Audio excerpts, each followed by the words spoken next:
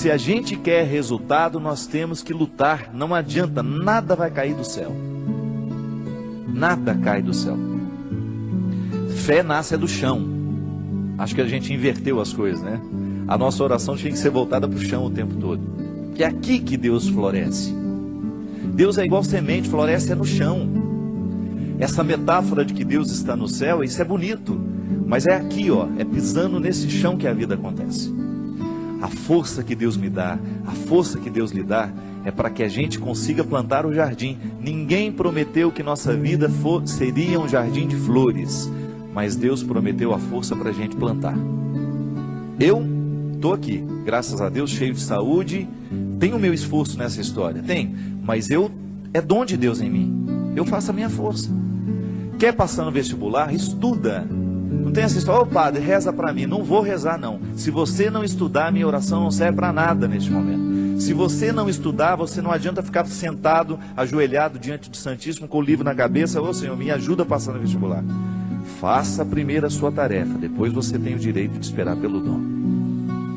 É aquilo que a gente fala, sempre.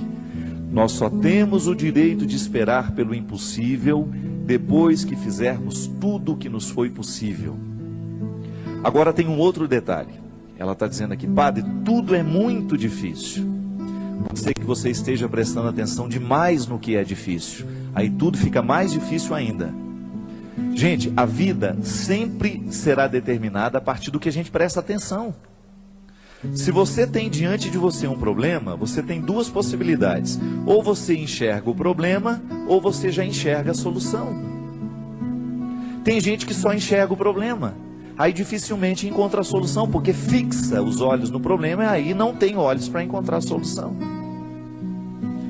E aí depende de como nós interpretamos a vida. Tem gente que adora dificuldade, tem gente que adora problema.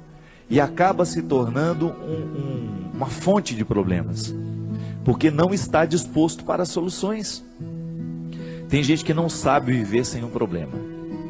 No meu livro que eu vou lançar tem uma personagem interessante, que ela é ficcionada nas doenças, ela adora ter doença. O sonho da vida dela é ter um plano de saúde. A alegria dela é receber um exame em que ela está precária. A alegria dela é contar as doenças, a dor de cabeça que não passa, é a pedra na vesícula. Tem gente que gosta disso, tem gente que presta atenção só no que é ruim.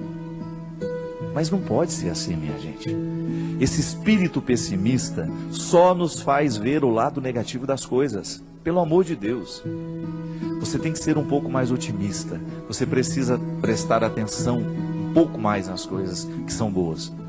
Outro dia eu recebi um e-mail muito interessante. Dizem que tinham duas crianças brincando no gelo e de repente o lugar em que uma delas estava quebrou e ela caiu e ficou presa ali dentro.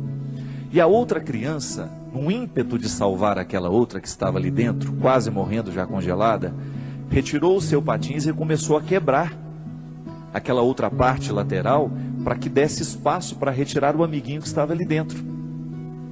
E com muito esforço aquela criança conseguiu, milagrosamente, ela buscou uma força tão grande dentro dela, que ela conseguiu, mesmo não tendo força suficiente para isso, ela conseguiu quebrar aquele gelo com o patins.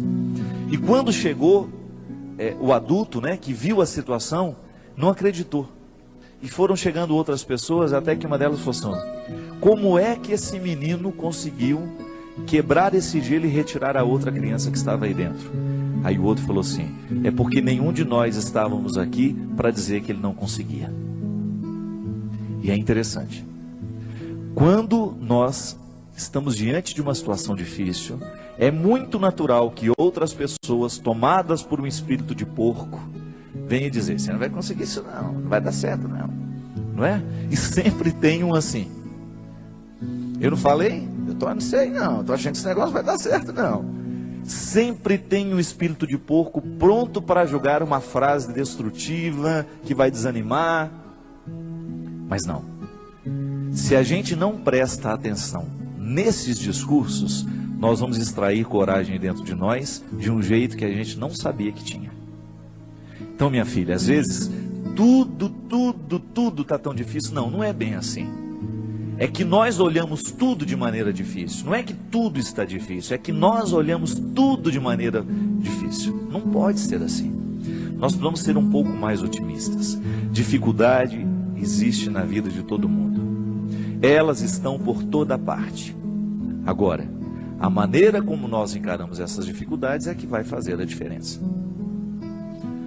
São 5.000 pessoas para 5 vagas. Não fique preocupada, viu? 90% destes 5.000 que estão tentando essa vaga não estudou do jeito que você estudou. Se você verdadeiramente se prepara para as coisas, você já elimina boa parte dos concorrentes, porque a maioria é mais ou menos. A maioria está vivendo mais ou menos. A maioria está fazendo mais ou menos.